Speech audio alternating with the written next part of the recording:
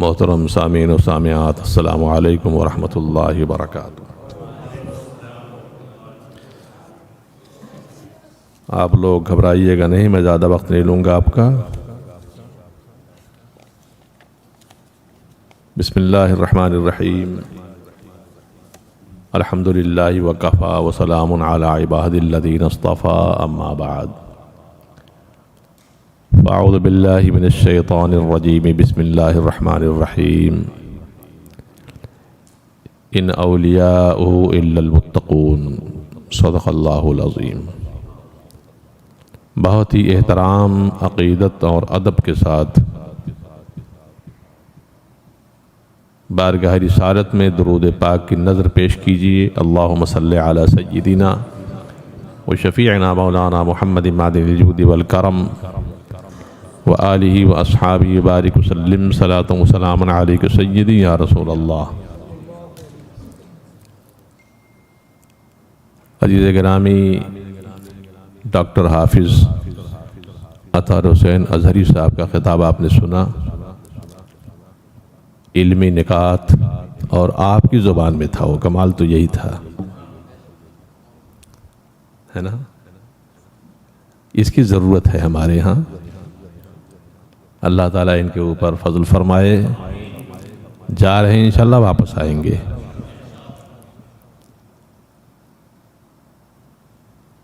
اور حافظ مولانا حافظ شاہد صاحب نے بھی خطاب کیا، ماشاءاللہ۔ بہت زمانے کے بعد ان کا خطاب سننے کا موقع ملا مجھ کو۔ اب کسی چیز کی ضرورت نہیں رہ گئی ہے، لیکن چونکہ ایک فارمیلٹی پوری کرنی ہے نا، ورنہ صبح جب نامہ اعمال کھولا جائے گا تو میرا نام نہیں ہوگا تو یہ میرا خسارہ ہوگا اس میں، اس لیے کھڑا ہو گیا ہوں میں۔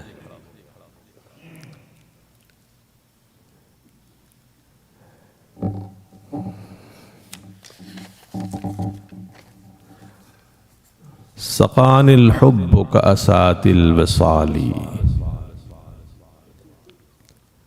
فقمت لخمرتی نحوی تعالی۔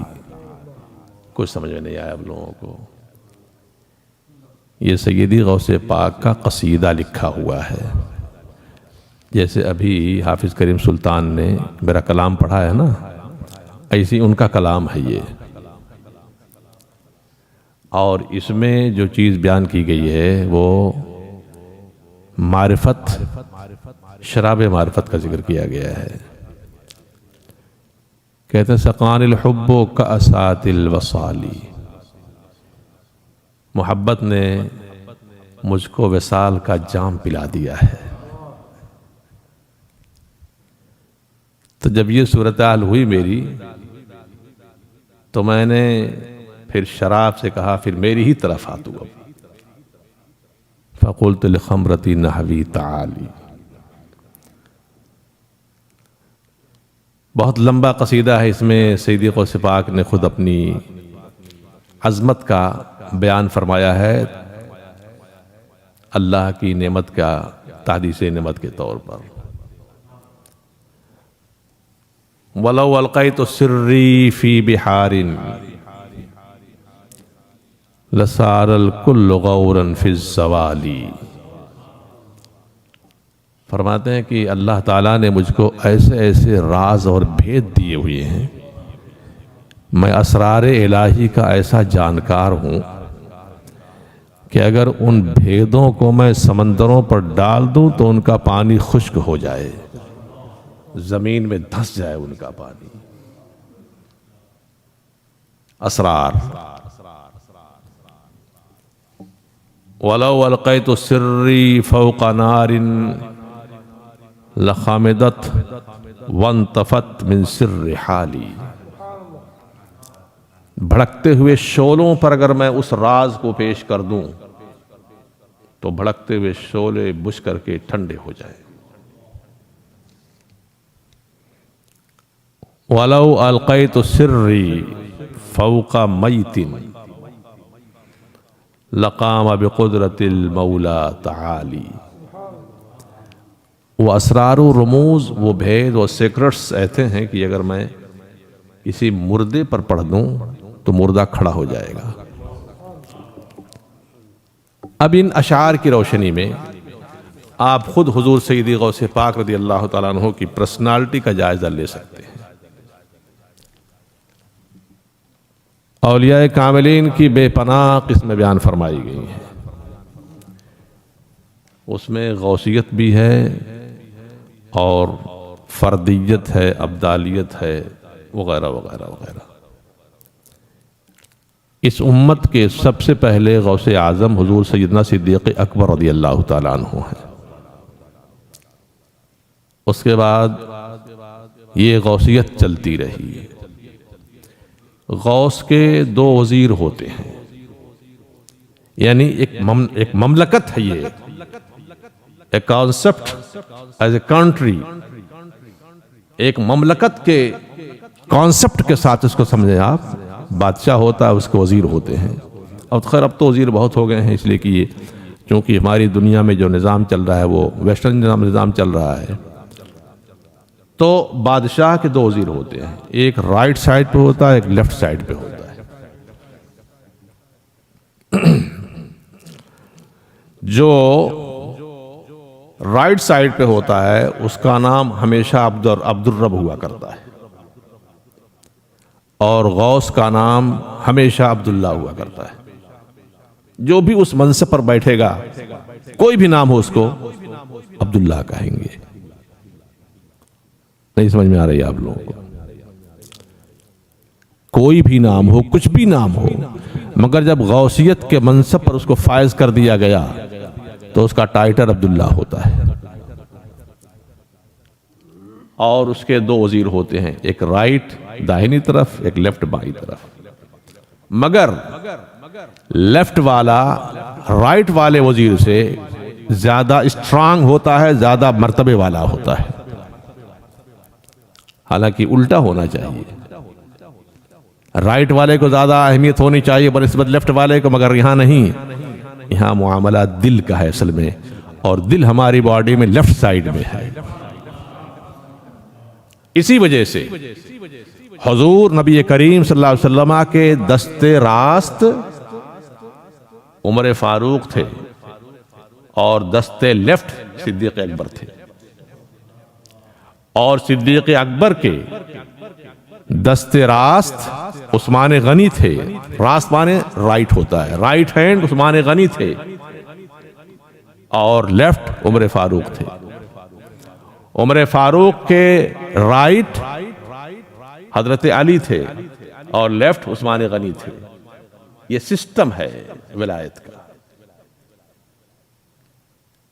اور اب یہ سیدی غوث پاک کے جو دست راست ہیں ان کا نام عبد الملک ہوتا ہے، اور جو لیفٹ ہوتے ہیں ان کا نام عبد الرب ہوتا ہے۔ چنانچہ آپ کی توسط اور وسیلے ہی سے اب سیدنا امام مہدی رضی اللہ تعالیٰ عنہ کے ظاہر ہونے تک کسی کو ولایت کا کوئی بھی درجہ دیا جائے، ابدال بنایا جائے، اوتاد بنایا جائے، قطب بنایا جائے، غوث صغریٰ پر منصب پر فائز کیا جائے، یا رجال مومنین بنایا جائے، یا مجذوب بنایا جائے، سالک بنایا جائے، کچھ بھی بنایا جائے، جب تک سیدی غوث پاک کے در پاک سے پروانہ جاری نہیں ہوتا ہے، کسی کو کچھ نہیں بنایا جا سکتا ہے۔ اگر اتنی بات سمجھ میں آ گئی تو ایک تھوڑا سا پوائنٹ دے دوں آپ لوگوں کو۔ تو جو لوگ غوث کو مانیں گے نہیں اور اس کے بعد یہ کہیں گے صاحب ہمارے فلاں یہ ولی ہوا ہے، تو کس نے ان کو وہ پروانہ دیا؟ میں سمجھ نہیں پا رہا ہوں۔ نہیں پلے پڑی بات آپ لوگوں کو۔ اشاروں کو اگر سمجھو، راز کو راز رہنے دو۔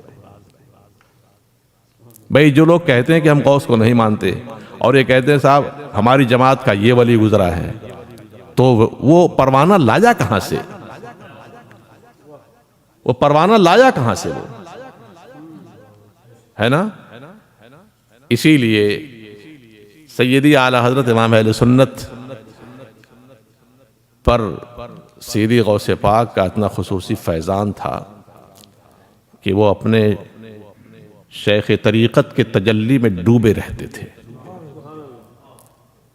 فرماتے ہیں ایک بار میں حضور نظام الدین اولیاء محبوب الہی کے آستان کرم پر گیا اور مجھے بتایا گیا کہ آپ ان کے آستانے پر کھڑے ہو کر کے ان کے وسیلے سے دعا کیجئے، آپ کی دعا ہوگی۔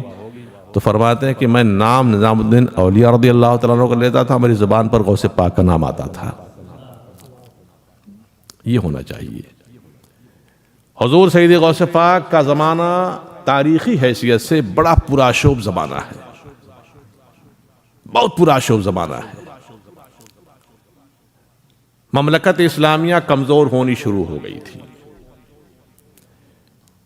اور آئے دن کچھ نہ کچھ خلفشار ہوتا رہتا تھا۔ بادشاہان وقت اپنی درباری سیاست اور ریشہ دواریوں میں اتنا الجھ چکے تھے کہ اسلام کی طرف خصوصیت کے ساتھ کوئی توجہ کرنے کی مہلت نہیں مل پاتی تھی۔ اور یاد رکھیں پرانے زمانے میں جو طریقہ کار ہوتا تھا اس میں گھروں کی یہ مملکت کے اندر کی جو گھریلو سیاست ہوتی تھی اس نے ہماری اسلامی سلطنتوں کو ہمیشہ دیمک کی طرح سے چاٹا ہے۔ جس بھی تاریخ کو اٹھا کر کے دیکھ لیں جو تباہ ہوئی ہیں اسی وجہ سے ہوئی ہیں۔ لیکن حضور سیدی غوث پاک رضی اللہ تعالیٰ عنہ خود بیان فرماتے ہیں کہ ایک بار کا ذکر ہے، آپ بغداد معلیٰ سے باہر جا رہے تھے، گئے وہاں سے واپس آ رہے تھے شہر کے اندر، تو دیکھا ایک بڑا کمزور قسم کا آدمی بیٹھا ہوا ہے، وہ اٹھنا چاہتا ہے اٹھ ہی نہیں پاتا ہے۔ اس نے مجھ سے کہا عبد القادر میری ہیلپ کرو۔ میں نے اس کا ہاتھ پکڑ کے اٹھانا چاہا، جو ہی میں نے اس کو ٹچ کیا وہ ایک دم جوان بن گیا اور فوراً اٹھ گیا۔ میں حیرت، میں نے کہا تو کون ہے؟ اس نے کہا اے عبد القادر میں تیرے نانا کا لایا ہوا دین ہوں۔ لوگوں نے مناظرے کر کے مباحثے کر کے ریشہ دوانیاں کر کے مجھ کو اتنا کمزور کر دیا ہے کہ میں اٹھنے کے لائق نہیں تھا، لیکن اب تیرا ہاتھ لگا ہے، اب میں پھر جوان ہو جاؤں گا۔ اسی وجہ سے آپ کو محی الدین کہا جاتا ہے۔ محی الدین معنی ہوتا ہے دین کا زندہ کرنے والا۔ آپ کا نام تو عبد القادر، ابھی ویرانے سے شہر کی طرف آئے اور داخل ہی ہوئے تھے کہ جو دیکھتا ہے وہ کہتا ہے اے محی الدین، اے محی الدین، اے محی الدین۔ آپ نے پوچھا تم لوگوں نے یہ نام کیسے جانا؟ کہا کہ ایک آواز سنائی پڑی ہے کہ یہ محی الدین آ رہا ہے، محی الدین آ رہا ہے۔ تو دین کے زندہ کرنے والے ہیں وہ۔ آپ کے زمانے میں دو فرقوں کے درمیان شدید مناظرے ہوتے تھے، بہت شدید مناظرہ ہوا کرتا تھا۔ کہیں اہل سنت و جماعت کا مناظرہ معتزلیوں سے ہوتا تھا۔ یہ سمجھ میں نہیں آیا گا آپ کی یہ کیا کہہ دیا میں نے۔ مجھے پریشانی یہ ہوتی ہے جب کلاس کرتا ہوں، بچوں کو پڑھاتا ہوں، اپنے بچے کیا جوان ہیں سب، ان کو جو پڑھاتا تو یہ مصیبت ہوتی ہے کہ ایک چیز بولو تو اس کو پھر سمجھانا شروع کرو، تیسری بات نکل آتی ہے، پھر اس میں چلے جاؤ تو اس والے پیچھے ہوتے چلی جاتی ہے۔ اب معتزلہ سمجھاؤں گا آپ کو کسے کہتے ہیں، معتزلہ کون لوگ ہیں یہ؟ اگر آپ میرے درس میں آئیں تو بہت ساری چیزیں آپ کو پتہ چل جائیں گی۔ ابھی لاسٹ فرائیڈے میں نے پرسوں اس کو بیان کیا ہے۔ پرانے زمانے میں فرقے ہوتے تھے، معتزلہ ہے، مرجیہ ہے، لادریہ ہے، اندیہ ہے، بہت سارے۔ جیسے آج کے زمانے میں نہیں، بتاؤں کتنے فرقے ہیں۔ یعنی اب تو حضور نے فرمایا نا کہ ستفترق امتی فی 73 فرقۃ کلہم فی النار الا واحدہ، میری امت 73 فرقوں میں بڑھ جائے گی، سبھی جہنم میں جائیں گے سوائے ایک کے۔ لیکن اب سوال یہ پیدا ہوتا ہے کہ 73 فرقہ نہیں بلکہ 7300 سے زیادہ ہو چکے ہوں گے۔ اب تو ہر فرقے کی جو شاخ نکل رہی ہے اس کے 73 فرقے بن رہے ہیں۔ اب دیکھو نا، کوئی کہتا ہے خدا جھوٹ بول سکتا ہے، ایک فرقہ ہو گیا۔ کوئی کہتا ہے نبی کے بعد بھی نبی آئے گا، دوسرا فرقہ ہو گیا۔ کوئی کہتا ہے نبی کے رہتے ہوئے بھی نبی آ سکتا ہے مگر حضور خاتم النبی نہیں رہیں گے، چوتھا فرقہ ہو گیا۔ چل رہی باتیں سب، ہے نا۔ تو اس زمانے میں بھی معتزلہ ایک فرقہ تھا جس کا عقیدہ یہ تھا کہ اللہ تعالیٰ کو نہیں دیکھا جا سکتا ہے، حالانکہ قرآن کہتا ہے دیکھا جا سکتا ہے۔ اس کا عقیدہ تھا کہ جو شخص بھی گناہ صغیرہ کرتا ہے وہ ہمیشہ جہنم میں رہے گا، حالانکہ ایسی بات نہیں ہے۔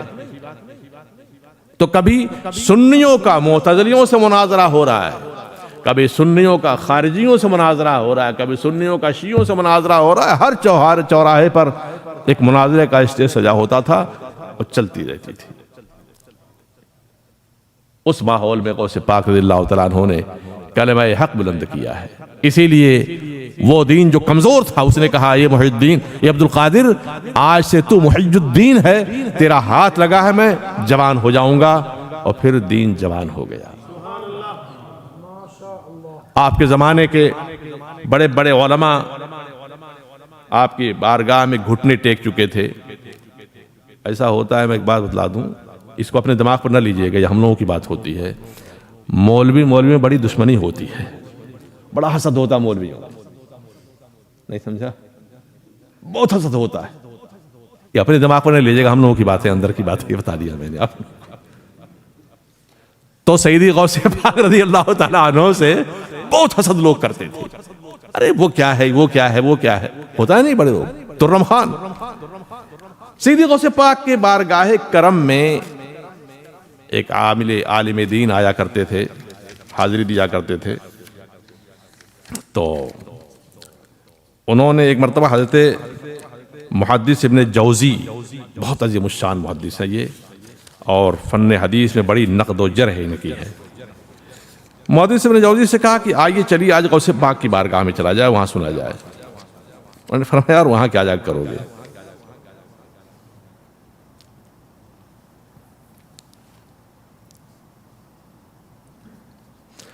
حافظ ابو العباس احمد بن احمد بغدادی ان کو لے کر کے آئے، بہت عظیم الشان محدث، ان کی کتاب ہے الوفا، پڑھیے تو ایمان تازہ ہو جائے، عشق مصطفیٰ میں ڈوبی ہوئی کتاب ہے وہ۔ تو ان کا کہنا یہ تھا کہ غوث پاک کیا بیان کریں گے تفسیر؟ انہوں نے کہا چلو تو یار سن لو، ایک دن میرے ساتھ چلو۔ آئے سیدی غوث پاک ایک آیت کریمہ کی تفسیر بیان کر رہے تھے۔ اب یہ بتاؤں تفسیر کیا چیز ہوتی ہے؟ بتاؤں؟ جمعے کو آ جائیے گا، سمجھ میں آ جائے گی بات۔ اب کی جمعے کو آ جائیے گا، بڑی اچھی تفسیر اب کی جمعے کی آنے والی ہے۔ اب کی جمعے کو سورہ والضحیٰ کی تفسیر ہوگی، اس کو ضرور سنیے۔ آئیے آپ لوگ، انشاءاللہ آپ کو کھانا بھی دیا جائے گا، اے سی بھی چلا کر کے آپ کو کار پر بیٹھایا جائے گا، پانی ضرورت ہوگی پانی کی بوتلیں بھی آپ کو تقسیم کی جائیں گی، مگر آپ آ جائیے گا۔ تیار ہیں آنے کے لیے؟ میں جانتا ہوں یہ انشاءاللہ خالی یہیں تک کے لیے ہے۔ ابن جوزی کہتے ہیں کہ اچھا خیر آپ کہہ رہے ہیں چلیے، گئے ابن جوزی رضی اللہ تعالیٰ عنہ، بیٹھے چپ چاپ ایک کنارے میں۔ سیدی غوث پاک نے ایک آیت کریمہ پڑھی، اس کی ایک تفسیر بیان کی۔ تو ابن جوزی دیکھنے لگے ان کو، حضرت حافظ ابو العباس کو، یہ تو مجھے معلوم ہے، یہ کہنے لگے خاموش تو رہو یار، سنو تو ابھی۔ اس آیت کی دوسری تفسیر بیان کی، کہنے لگے یہ بھی معلوم ہے۔ 8 تفسیریں بیان کی تو کہنے لگے مجھے معلوم ہے۔ جب 9ویں تفسیر بیان کی تو ان کا منہ دیکھنے لگے کہ یار یہ تو مجھے نہیں معلوم ہے۔ 40 تفسیریں بیان کی۔ ابن جوزی قدموں میں گر کے کہتے ہیں حضور میں نہیں جانتا تھا کہ آپ کو علم تفسیر میں یہ شرف و کرم حاصل ہے، اپنا امامہ اتارا، قدموں میں ڈال دیا، اور اس کے بعد آپ کی ولایت کے قائل ہو گئے۔ آپ بہت بڑے مفتی تھے، سیدی غوث پاک بہت بڑے مفتی تھے، اپنے زمانے کے مفتی اعظم تھے وہ۔ مجھ کو لوگ بلا وجہ مفتی اعظم کہتے ہیں، میں مفتی اعظم بالکل نہیں ہوں، میں تو بہت چھوٹا سا ایک آدمی ہوں یار۔ 30 سال 32 سال سے آپ لوگ دیکھ رہے ہیں، پتہ نہیں کس نے اڑا دیا مفتی اعظم، وہ سب چل رہا ہے، وہ مجھے سمجھ میں نہیں آ رہا ہے۔ مفتی اعظم تھے۔ بغداد معلیٰ کے مفتیوں کے پاس ایک کوسچن کیا گیا۔ ایک شخص نے اپنی بیوی سے کہا کہ میں ایسا کام کروں جو کوئی نہ کر رہا ہو، دنیا میں کوئی نہ کر رہا ہو، تجھ کو طلاق۔ ظاہر سی بات ہے کھانا کھاؤں گے سب کھائیں گے، پانی پیوں گے سب پئیں گے، سوؤں گے سب سوئیں گے، چلوں گے سب چلیں گے، بیٹھیں گے سب بیٹھیں گے. تو ایسا کون سا کام کہ میں کر رہا ہوں دنیا میں کوئی نہ کر رہا ہو. سارے علماء بغداد معلیٰ کے بڑے بڑے علماء، آج کل کے مولوی نہیں بول رہا ہوں یار میں، آج کل کے مولویوں کی تو اللہ پناہ بخشے. وہ تھے کہ اگر اس پلر کو کہہ دیتے کہ چاندی کا، تو ثابت کر کے چھوڑتے کہ چاندی کا پلر ہے یہ. ان کا علم اتنا ٹھوس تھا. سب نے ہتھیار ڈال دیا. کسی نے کہا شیخ عبد القادر سے مسئلہ پوچھا جائے. آپ کے پاس آئے، آپ نے کہا اس میں کیا لگا ہوا ہے، تم چلے جاؤ مکہ مکرمہ اور مطاف کو خالی کروا دو. مطاف جہاں کعبہ کے سراؤنڈ گھوما جاتا ہے نا، مطاف کو خالی کروا دو. جس وقت تم طواف کر رہے ہو کوئی مطاف میں نہ ہو طواف کرنے والا نہ ہو، صرف تم طواف کرو بس. یہ تیرا ایسا عمل ہوگا کہ اس وقت کوئی نہیں کر رہا ہوگا، تیری بیوی کو طلاق بھی نہیں ہوگی. اس لیے کہ طلاق بھی شرط تھی. طلاق بھی شرط، جب تک شرط واقع نہیں ہوتی طلاق نہیں ہوا کرتی ہے. ایسے جید عالم آپ کے غلاموں کی کیفیت یہ ہے. کہا جاتا ہے کہ حضرت سیدی غوث پاک رضی اللہ تعالی عنہ کے ایک مرید نے خواب دیکھا. خواب کیا تھا؟ مطلب وہ اونگ کی کیفیت تھی، جگ بھی رہے تو سو بھی رہے. تو یہ ہوتا نہیں، اونگ آتی ہے وہ کہ یہ حشر بپا ہے، لوگوں کا حساب و کتاب ہو رہا ہے. ایک سونے کا ٹیلا ہے، اس پر سیدنا جنید بغدادی رضی اللہ تعالیٰ عنہ کی کرسی لگی ہوئی ہے. جنید بغدادی کون ہے یہ؟ پھر بتاؤں؟ بتانا پڑتا ہے نا، جب کلاس میں کھڑا ہوا ہوں میں ٹیچر تو بتانا پڑے گا. جنید بغدادی رضی اللہ تعالیٰ سرکار غوث پاک کے تقریباً 5ویں یا 6ٹھے دادا پیر لگتے ہیں. دادا پیر ہے، سلسلہ قادریہ کے متقدمین پیروں میں ہیں وہ. تو وہ لوگوں سے عریضہ لیتے ہیں، یعنی درخواست دے رہے ہیں اور کہتے ہیں کہ ہاتی اعرض قصتک، لاؤ میں تیرے درخواست کو اللہ کی بارگاہ میں پیش کر دوں. ان کی باری آئی تو ان سے بھی کہا کہ ہاتی اعرض قصتک، لاؤ میں تیری درخواست اللہ کی بارگاہ میں پیش کر دوں. آپ نے فرمایا کیا میرے شیخ کو معزول کر دیا گیا ہے؟ یہ خواب کا واقعہ ہے. غوث پاک ان سے تقریباً 100 یا 150 سال کے بعد پیدا ہوتے ہیں. فرماتے ہیں کہ اب شیخی عزلوہ، کیا میرے شیخ کو معزول کر دیا گیا ہے، یعنی ان کو ان کے منصب سے ہٹا دیا گیا ہے. حضرت جنید بغدادی فرماتے ہیں کہ نہ تو معزول کیا گیا ہے، واللہ ما عزلوہ ولن یعزلوہ، نہ ان تو معزول کیا گیا اور نہ معزول کیا جائے گا. تو مرید ہو تو ایسا ہو. کہتے ہیں پھر میں اپنی درخواست انہی کو دوں گا. نہیں بات سمجھ میں آئی آپ لوگ؟ آپ میرے پر دادا لکڑ دادا پیر ضرور ہیں مگر میرے پیر نہیں ہیں. میں اپنی درخواست اپنے پیر کو دوں گا، میں آپ کو نہیں دوں گا. آنکھ کھل جاتی ہے.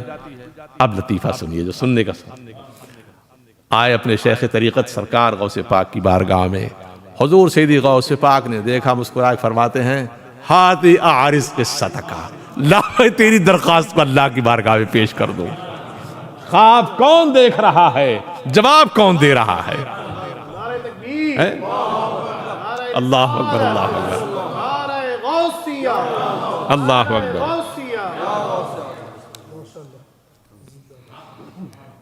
یعنی سیدی غوث پاک رضی اللہ تعالی عنہ کی شان یہ ہے کہ آپ کے آگے ہر ایک ولی کامل جھکا ہوا ہے.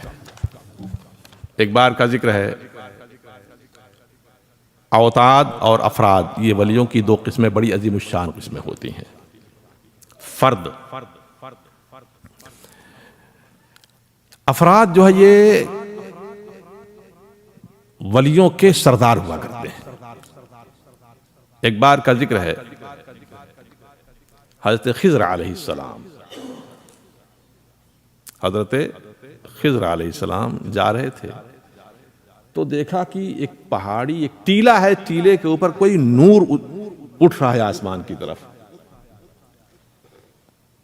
خضر علیہ السلام کتنی عظمت ان کی، پورا یعنی قرآن پاک پڑھیے تو ان کی عظمتیں سامنے آتی ہیں۔ حضرت موسیٰ علیہ السلام، حضرت خضر علیہ السلام کا واقعہ سورہ کہف کے اندر پورا بیان فرمایا گیا ہے، اور علماء فرماتے ہیں خضر علیہ السلام ابھی زندہ ہیں۔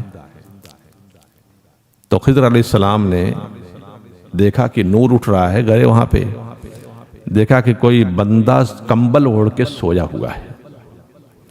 آپ نے اس کی انگلی پکڑی اور کہا کہ اٹھ اللہ کو یاد کر، اٹھ اللہ کو یاد کر۔ انہوں نے کہا کہ اے خضر اپنا کام کیجئے، اے خضر اپنا کام کیجئے، مجھے ڈسٹرب نہ کیجئے۔ تو خضر علیہ السلام کی نگاہ سے کون بچ سکتا ہے؟ فرمانے لگے ابھی کہے دے رہا ہوں کہ شور کروں گا کہ اللہ کا ولی لیٹا ہوا ہے۔ خضر علیہ السلام کہتے ہیں کہ ابھی میں شور کر کے بتا دے رہا ہوں لوگوں کو کہ اللہ کا ولی لیٹا ہوا ہے۔ تو انہوں نے کہا کہ میں بھی شور کر کے کہہ دوں گا کہ خضر علیہ السلام یہاں ہے۔ یہ سمجھانا؟ اس کے بعد کہا کہ خضر علیہ السلام کہتے ہیں کہ میرے لیے دعا کیجئے۔ انہوں نے کہا کہ اللہ تعالیٰ کی بارگاہ میں دعا کرنا آپ کا حصہ ہے، لیکن میں اتنا دعا کر رہا ہوں کہ وفر اللہ حظک، اللہ تبارک و تعالیٰ آپ کا حصہ بڑھا دے۔ کہتے ہیں کہ ابھی اتنی سی بات ہوئی تھی، آنکھ مل کے دیکھا تو میری نگاہ سے غائب ہو گیا۔ وہ خضر علیہ السلام کی نگاہ سے غائب ہو گیا۔ وہ خضر علیہ السلام کی نگاہ اس کورے پر ایسی ہے جیسے آدمی اپنے ہتھیلی پر رائی کا دانہ رکھ لے، ایسی ہے۔ کہتے غائب ہو گیا، مجھ کو نظر نہیں آ رہا ہے، تلاش کیا میں نے مگر نہیں پایا۔ پھر اور آگے بڑھا میں تو دیکھا ایک اور ٹیلے پر اسی طرح کا بالکل نور ہے، کوئی لیٹا ہوا ہے۔ میں نے اس کے پیر کے انگوٹھے کو جوڑا اور کہا کہ اٹھ اللہ کو یاد کر۔ اس نے بھی کہا کہ اے خضر آپ اللہ کو یاد کرو، اپنا کام کرو آپ، میں اپنا کام کر رہی ہوں۔ کہا تو کون؟ تو عورت ہے؟ کہا ہاں میں عورت ہوں۔ کہا تو کون ہے؟ اس کی بیوی ہے؟ کہا ہاں اس کی بیوی ہوں۔ یعنی جو پہلے آپ نے بات کیا نا، میں اس کی بیوی ہوں۔ آئے تھے تم لوگ کہاں پہ؟ کہا ہم لوگ آئے تھے، ایک اللہ کی ولیہ انتقال کر گئی تھی، یا اللہ کا ولی انتقال کر گیا تھا، اس کے جنازے کی تجہیز و تکفین کے لیے اللہ کی طرف سے وہ حکم تھا، ہم کو حکم تھا، ہم اس کی تدفین کے لیے آئے تھے۔ فرمایا کہ میں ابھی شور کیے دے رہا ہوں کہ یہ اللہ کی ولیہ لیٹی ہوئی ہے۔ فرمایا کہ میں بھی شور کر دوں گی کہ خضر آئے ہوئے ہیں یہاں پہ۔ دونوں آنکھ سے غائب ہو گئے، خضر علیہ السلام کی نگاہوں سے چلے گئے وہ لوگ، ان کی نگاہ نہیں دیکھ سکی۔ اب سوال کیا گیا کہ کیا کوئی ایسا بھی ہے کہ جس کے قبضے میں یہ رہتے ہوں، یہ افراد تھے یہ لوگ؟ فرمایا ہاں، یہ سب صدیق غوث پاک رضی اللہ تعالیٰ عنہ کے تابع ہوتے ہیں، سرکار غوث پاک کے تابع ہوتے ہیں، یعنی ان کی مشیخیت، ان کی غوثیت، ان کی عظمت سے کرۂ ارض کا کوئی بھی ولی باہر نہیں ہو سکتا ہے۔ یہ صورتحال۔ آخری گفتگو، بڑی لمبی گفتگو ہے یہ، بہت پھیلا ہوا موضوع، کم سے کم 2 گھنٹہ تو بولا جائے تو بھی وہ نہ ہو۔ آخری گفتگو کر کے میں ختم کر دے رہا ہوں۔ اس طرح سے ایک مرتبہ کا ذکر ہے کہ ایک بزرگ ہیں، حضرت سیدی عبد الرحمن تفسونجی ان کا نام ہے۔ تو اپنے شاگردوں مریدوں کے درمیان بیٹھے ہوئے تھے، تو ہوتا ہے کہ کلاس روم میں جو ہے استاد اپنی بڑی بقراتی جھاڑتا ہے طالب علموں پر، ہے نا؟ کوئی وہاں پہ شاگرد ہے، بولیں گے تو نہیں، کوئی کنٹرول کرنے والا ہے نہیں، کوئی ان پر اعتراض کرنے والا ہے تو بقراتی جاؤ کہہ دو۔ عبد الرحمن تفسونجی رحمۃ اللہ تعالی علیہ نے اپنے شاگردوں کے درمیان ایک جملہ کہہ دیا، انا بین الاولیاء کالکرکی۔ سارس جانتے ہیں؟ سارس جس کی گردن بڑی لمبی ہوتی ہے، حضرت عبد الرحمن تفسونجی نے کہا کہ میں ولیوں کے درمیان ایسا ہوں جیسے سارس ہوتا ہے لمبی گردن والا، اور یہ لمبی گردن والا دراصل یہ توریہ ہے، بلکہ استعارہ ہے عظمت کا کہ میں سب سے بڑا ہوں، میں سب سے بلند ہوں ولیوں کے درمیان۔ سیدی غوث پاک رضی اللہ تعالیٰ عنہ کے ایک خادم تھے، ان کا نام تھا سیدی احمد رضی اللہ تعالیٰ عنہ، وہ بھی بیٹھے ہوئے تھے۔ جب انہوں نے یہ کہا کہ میں انا بین الاولیاء کالکرکی، کہ میں ولیوں کے درمیان ایسا جیسے سارس، تو آپ کے مرید حضرت سیدی احمد کو یہ بات بہت ناگوار ہوئی، بہت ناپسند آئی۔ انہوں نے اپنی گزڑی پھینک دی فوراً، خم ٹھوکا، کہا میں آپ سے کشتی لڑوں گا، کہا میں آپ سے کشتی لڑوں گا۔ عبد الرحمن تفسونجی رحمۃ اللہ علیہ سے کہتا ہوں میں آپ سے کشتی لڑوں گا۔ عجب سی بات ہے یہ، آپ نے ان کو دیکھا اوپر سے نیچے ایک بار، نیچے سے اوپر 7 بار دیکھا اس طرح سے، خاموش ہو گئے، کچھ نہیں بولے۔ فرمایا تو کس کا مرید ہے؟ فرمایا کہ میں سیدی غوث پاک رضی اللہ تعالیٰ غوث اعظم کا مرید ہوں، میں غوث اعظم کا مرید ہوں۔ عبد الرحمن تفسونجی کہتے ہیں کہ میں اللہ تعالیٰ کی بارگاہ میں برسوں سے آتا جاتا ہوں، اس کے جلال عظمت کی جو خلوت ہے اس میں برسوں سے آتا جاتا ہوں، مگر میں نے آپ کے پیر کو کبھی نہیں دیکھا، آپ کے پیر کو کبھی نہیں دیکھا۔ خیر، اب اس کے بعد عبد الرحمن تفسونجی کہتے ہیں کہ اچھا وہ گدڑی پہن لے اب پہن لے۔ فرمایا کہ فقیر جب گدڑی اتار دیتا تو نہیں پہنتا ہے۔ 12 دن کی مسافت پر ان کا گھر ہوتا تھا، ان کی بیوی کا نام فاطمہ تھا۔ ہاتھ بڑھا کے کہتے ہیں فاطمہ ذرا مجھ کو میرا کپڑا دینا، توجہ کیجئے، فاطمہ میرا مجھ کو کپڑا دینا۔ کپڑا ملتا ہے اس کو تب پہنتے ہیں۔ 12 دن کی مسافت پر ان کا گھر تھا، تو بیوی بھی ویسی تھی اور شوہر بھی ویسی تھی۔ جب یہ بات ہوئی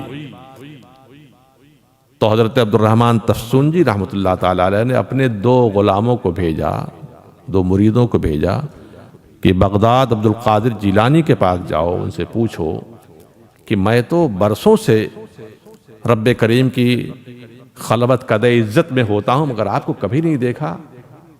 ادھر سے 2 مرید چلے ان کے، ادھر سے غوث پاک کے 2 مرید چل رہے ہیں، اور راستے میں آئے ملاقات ہو گئی۔ سرکار غوث پاک نے چلنے سے پہلے ان مریدوں کے کہہ دیا تھا کہ عبد الرحمن تفسونجی کے 2 مرید آ رہے ہیں، ان سے کہہ دینا کہ واپس چلے جاؤ۔ جو شخص باہر بیٹھا ہو دالان والے کو نہیں دیکھتا ہے، جو دالان میں رہتا ہے وہ گھر کے اندر والے کو، جو آنگن میں ہے اس کو نہیں دیکھے گا، اور جو آنگن میں بیٹھا ہوا ہو وہ تہخانے والے کو کیا دیکھ سکتا ہے۔ یہ عبد الرحمن ابھی آپ باہر بیٹھے ہوئے ہو، عبد القادر رب کریم کی خلوت قدع عظمت کے نہا خانے میں بیٹھا کرتا ہے۔ اور یاد رکھو اس دن کو جب 12,000 خلعتیں بانٹی گئی تھی، خلعت یعنی جوڑا، خلعتیں بانٹی گئی تھیں، اور اس ان خلعتوں کے اوپر یہ لکھا ہوا تھا، اور تمہاری جو خلعت ملی تھی اس دن اس پر سبز رنگ سے قل هو اللہ احد لکھا ہوا تھا۔ اللہ اکبر۔ ان کا مرید لوٹ کر کے آیا اپنے شیخ کے پاس، اور شیخ کے پاس آنے کے بعد کہتا کہ عبد القادر رضی اللہ تعالیٰ عنہ ان کے مریدوں نے یہ بات بتائی ہے کہ ایسی بات ہے۔ چنانچہ عبد الرحمن تفسونجی نے کہا صدق الشیخ عبد القادر الجیلانی وہو سلطان الوقت، عبد القادر جیلانی نے صحیح فرمایا ہے، وہ سلطان وقت ہے۔